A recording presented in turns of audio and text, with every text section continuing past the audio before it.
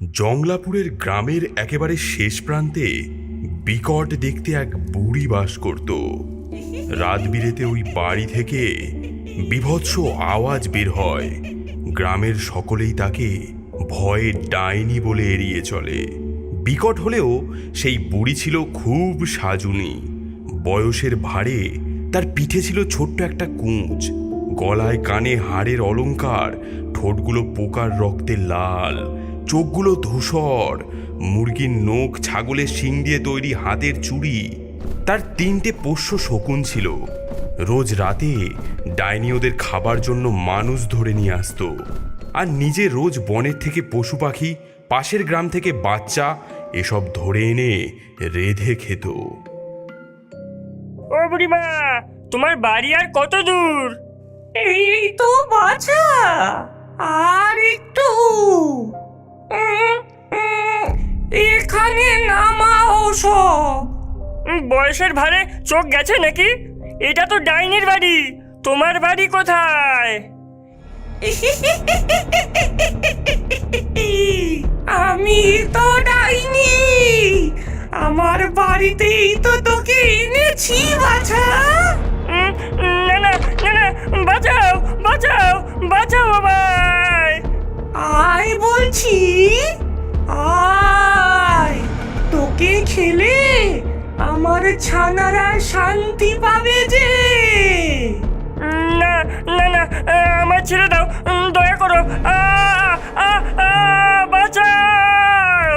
তোকে ছেড়ে দিলে আমার বাচ্চারা কি খাবে?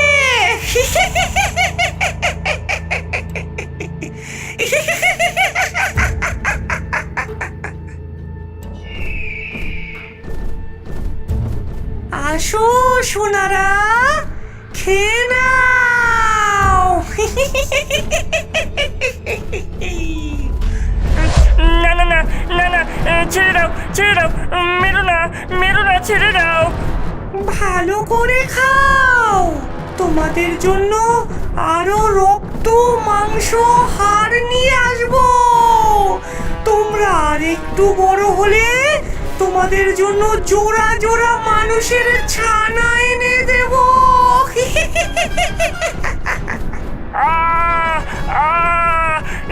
ছেড়ে দাও, লাগছে, ছেড়ে দাও। আমার ছোট ছোট ছানারা, তোমাদের জন্য কি আরো খাবার লাগবে? কিন্তু এভাবে তো আর বেশি দিন চলবে না, আমারও তো বয়স হচ্ছে। আমার ছানাগুলোকে তরতাজা রাখতে গেলে এবার একটা স্থায়ী ব্যবস্থা করতে হবে। আমি বরং একটা পার্লার খুলি, তাতে আমার বাইরে গিয়ে আর মানুষ খুঁজতে হবে না। বোকা বোকা মানুষের দল এমনিতেই চলে আসবে।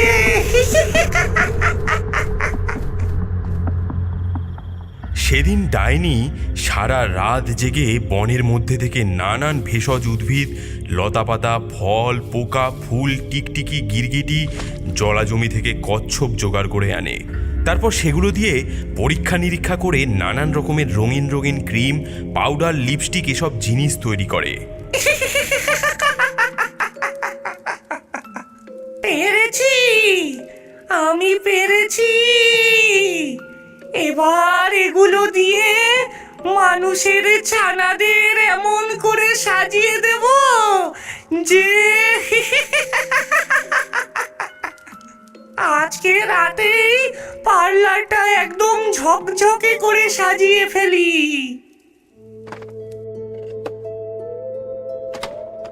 পার্লারের বাইরে এই বোর্ডটা ঝুলিয়ে দিলাম। আহা, কি সুন্দর নাম হয়েছে, রূপবাহারি পার্লার। যারা সাজতে আসবে তাদের এমন রূপ বার করব যে বেচারা পালাবার পথ পাবে না। আর আমার ছোট্ট ছোট্ট সুন্দর পোষ্য, তোরা হবি আমার সহকর্মী। ইটিস পিটিস হুলুক ছু, রূপ ধরে নিয়ে ছিলিকপু, আসুক তোদের নতুন হুঁশ, তোরা হয়ে যা আস্ত মানুষ।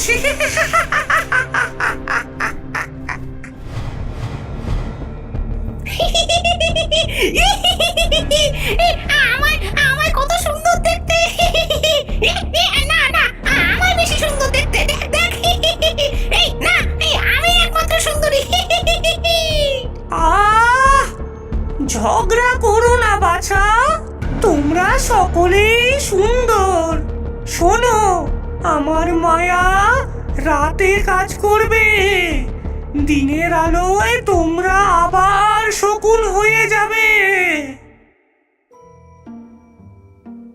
ডাইনি বাড়ি থেকে বেরিয়ে লোকজনের সাথে মিশতে চাইল, কিন্তু সকলেই ডাইনিকে দেখে ভয়ে পালিয়ে যেতে থাকলো।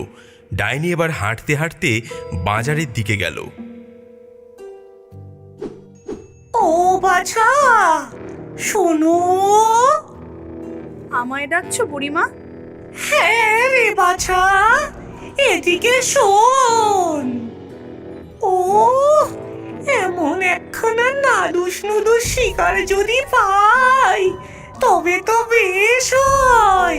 আমার ছানারা একে একদম তাড়িয়ে তাড়িয়ে খাবে।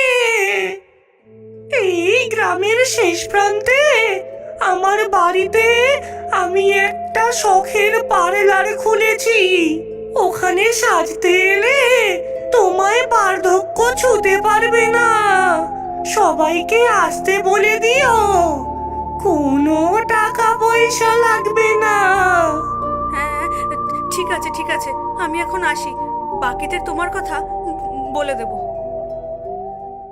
মহুয়া দূরে দাঁড়িয়ে ডাইনির সাথে পারুলকে কথা বলতে দেখছিল।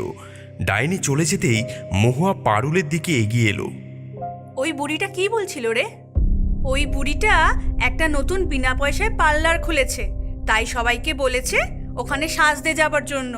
ওর কাছে সাজলে নাকি কাউকে বার্ধক্য ছুতেই পারবে না। হ্যাঁ, তবে তো একদিন গিয়ে দেখতে হচ্ছে।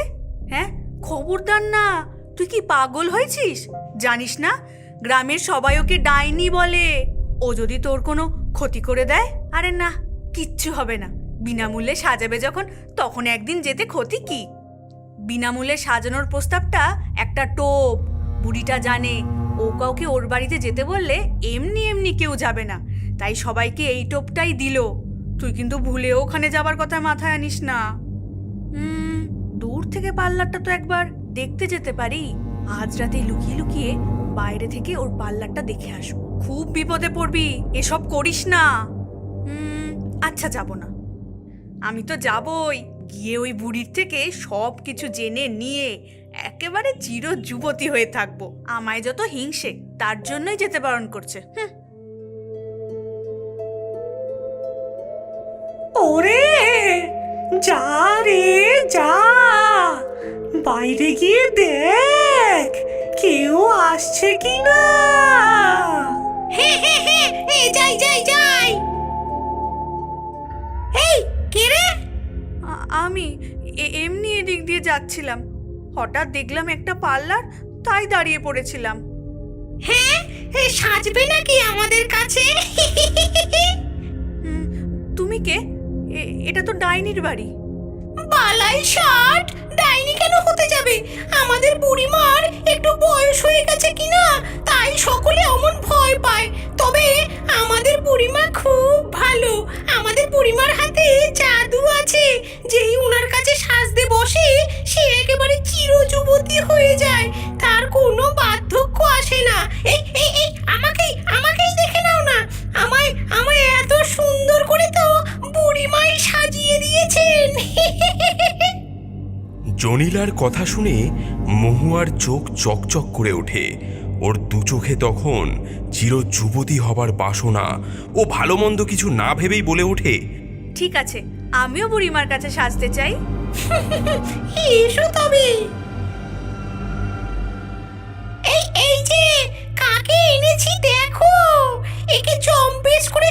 ছড়িয়ে দাও তো দেখি। এসো বাছা, এসো, এখানে বসো। ওরে জটিলা, কুটিলা, চলে আয়, তোরা তোদের কাজ শুরু কর। ও মা, কি সুন্দর একটা মেয়ে এসেছে। ওগো, মহুয়াকে একটা চেয়ারে আরাম করে শুয়ে চোখ বন্ধ করে রাখতে বলে।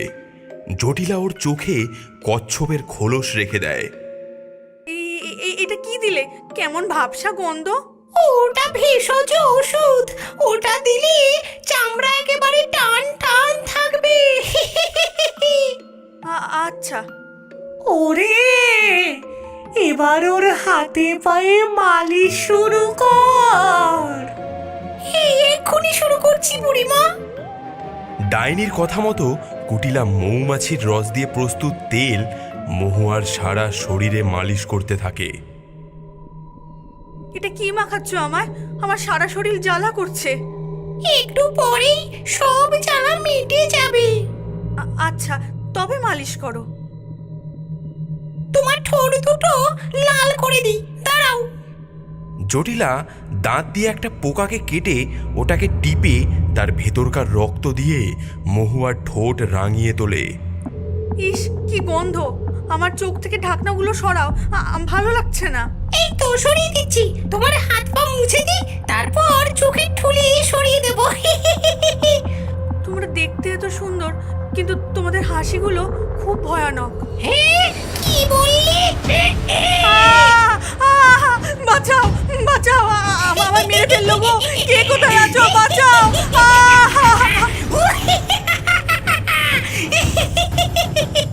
জটিলা কুটিলা ততক্ষণে মহুয়ার শরীরে চামড়া টেনে টেনে খাচ্ছে। ব্যথার চোটে মহুয়া চেয়ারে লাফিয়ে ওঠে। ওর চোখ থেকে খোলস পড়ে যায়। নিজের দিকে তাকিয়েও দেখে ওর হাত পা থেকে অঝরে রক্ত ঝরছে, আর তিনজন রূপসী সেই রক্ত চেটে চেটে খাচ্ছে। দুজন তো চামড়াগুলো কাড়াকাড়ি করে খাচ্ছে, আর ডাইনি এসব দেখে খিলখিল করে হাসছে।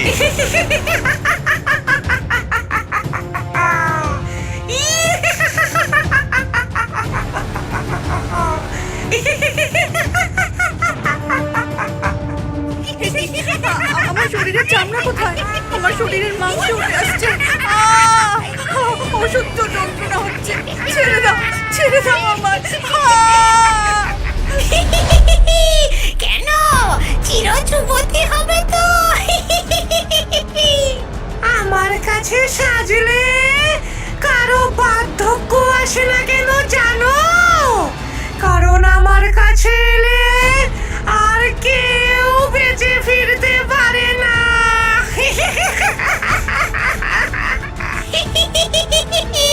হ্যাঁ গো, এই মানুষের পো আমাদের হাতে মরতে এসেছে গো বুড়িমা, মরতে এসেছে। না, ছেড়ে দাও আমায়, দয়া করো, ছেড়ে দাও। কখনো না, এবার আমরা মাংস খাবো। আমাদের মাংস চাই, মাংস। ওরে বাছা, তোরা তাড়াতাড়ি খেয়ে নে। তোদের খাওয়া হলে তারপর আমি নিজের জন্য শিকারে বেরোবো। এই মাথা আমার! না না, ওটা আমার শিকার, আমি এনেছি। মাথা আমি খাবো। হাত পা তোরা খা, আমি পেটটা টুকরে টুকরে খাবো। এই চোখ দুটো আমার। আমি হারচে খাবো, আমি হারচে খাবো। মাংস খেয়ে ওর হাড় দিয়েই দাঁত খোঁচাবো। মহাভোজ, মহাভোজ লেগেছে, মহাভোজ। পরদিন সকালে যখন মহুয়াকে খুঁজতে গ্রামবাসীরা জঙ্গলের দিকে আসলো, তখন তারা দেখল একটি গাছের নিচে কিছু হাড়গোড় পড়ে রয়েছে, এবং সেই গাছের ওপর বসে আছে 3টে শকুন।